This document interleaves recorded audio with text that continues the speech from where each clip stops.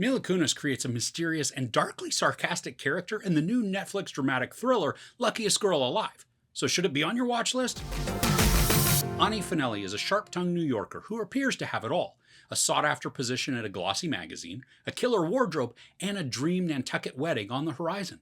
But when the director of a crime documentary invites her to tell her side of the shocking incident that took place when she was a teenager, Ani is forced to confront a dark truth that threatens to unravel her meticulously crafted life.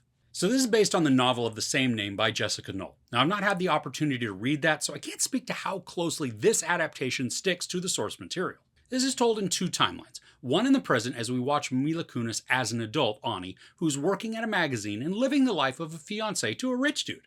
The other story follows Chiara Aurelia as a younger Ani, and it takes place when she was a high school student at a prestigious prep school.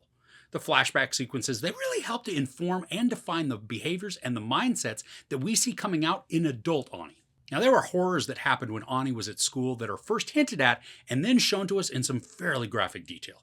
The story elements are harrowing and they're very disturbing, and I think they're really difficult to watch too. Both actresses do a wonderful job in portraying Ani in their particular stage of life, and both have to convincingly portray a tough outer exterior that shields them from the world, but they have to be both strong and fragile all at once. I didn't know what to expect going into this. As I'd said, I hadn't read the novel, and I also didn't watch the trailer. Kunis' Ani comes across at times very temperamental and even bitchy, sometimes privileged and spoiled, which is then fed into by her surroundings. And because of this, at times it's hard to sympathize with her, to connect, or even feel any compassion towards the character who appears to be lashing out when something tweaks her. But as the story unfolds, it's very understandable why she reacts and protects herself the way that she does. Even before we learn all of the terrible details of her past, there are building moments that soften Ani and show her to be someone who's tried to move on but is still haunted by her past. And I think that's what makes this such a powerful story.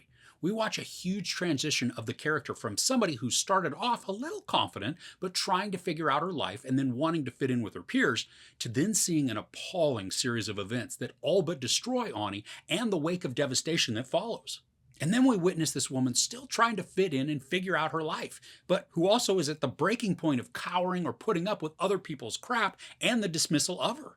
There's a moment that Kunis has with Jennifer Beals, who plays Ani's boss, and there is this short but important line of dialogue that really pushes Ani into action. She had been hemming and hawing about what she was going to do and attempting to try and please everybody around her, and I love how this small conversation really kicks her into action. Mila Kunis gives a very raw performance, especially with how visceral her emotions translate to us. But I also really want to highlight Chiara Aurelia. I mean, she is the one to emote and act through several dreadful and horrifying sequences.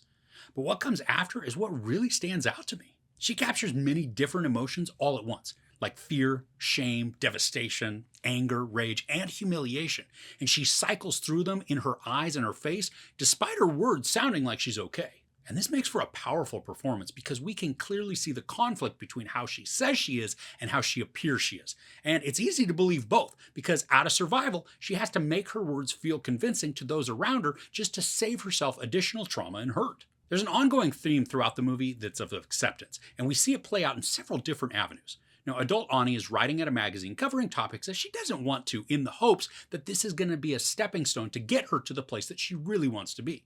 This will allow her to show herself, and even those in her past, that she's made it, that she's succeeded despite the major traumas that she had experienced. And Ani plays the part of socialite fiancé to her extremely wealthy husband-to-be. I mean, she has the right clothes, the accessories, and the attitude to be accepted by his family. But that mindset is always fighting against her truth, which sometimes can rear its head in biting but humorous ways. We also see the relational struggle that Ani has with her mom, and that's been present throughout the entire story. Ani wants to be accepted by her mom for who she is, but also doesn't want to be who she is. I mean, she wants to be more. So there's a level of resentment that comes into their relationship. And because of their financial status, Ani's mom puts on airs so that she can feel accepted by the future in-laws, which then creates some cringy and uncomfortable dialogue.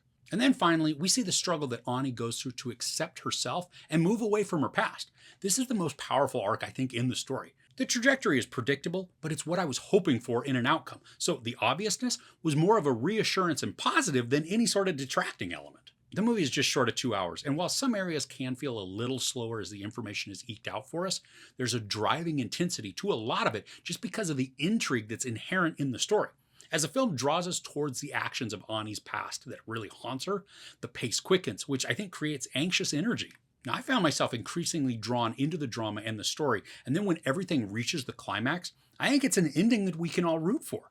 I mean, are you going to be able to see it coming? Yeah, but it's earned and the resolution feels good and complete. And it's something that's satisfying and it didn't leave me wanting. So overall, Luckiest Girl Alive is traumatic, frustrating, mysterious, and harrowing with superb acting from both Mila Kunis and Chiara Aurelia. The actions are difficult to watch at times, but the theme of acceptance that is woven throughout the story provides the vehicle for compelling storytelling. There are many scenes that are extremely difficult to watch and may even come across as exploitative, but they're also necessary to highlight injustice and inequity within the character dynamics. There's sex, no nudity, a lot of profanity, and then a ton of terrible violence, including multiple scenes of sexual assault. I give Luckiest Girl Alive 4 out of 5 couches. So are there any dramas that you've seen recently that were surprisingly good? I'd love to hear about them in the comments below. If you enjoyed this review, please give it a like. Also, don't forget to share and subscribe. I'm Chris. This is Movies and Munchies. Thanks for couching with me.